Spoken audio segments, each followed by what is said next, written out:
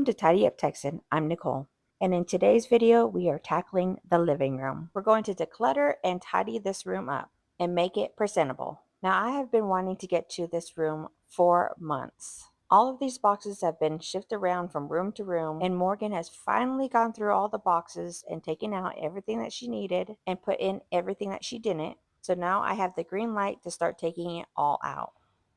So as some of you may know from my last post, I have been struggling with my back issues. And whenever the weather starts turning cold, it really ramps up the pain. So my main goal is just to get this room nice and tidy. And I won't be getting into any deep cleaning today. But since there is a ton of animals here, we will be needing to vacuum a whole lot. And I'm going to start with this sofa and chair.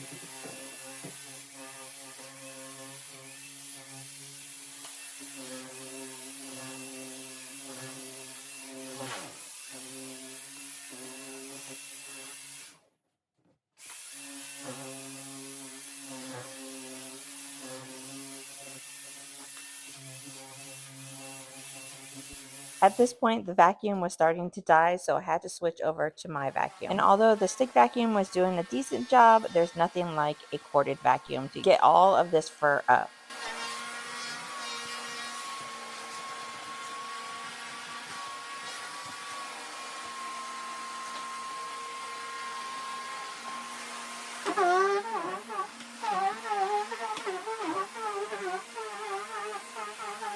Since my back wasn't doing too well, I wasn't about to take these cushions off and get underneath, but I wanted to at least get the first layer of dirt and fur up. But the sofa definitely needs a good washing, so eventually I'll pull out my carpet cleaner and give it a clean.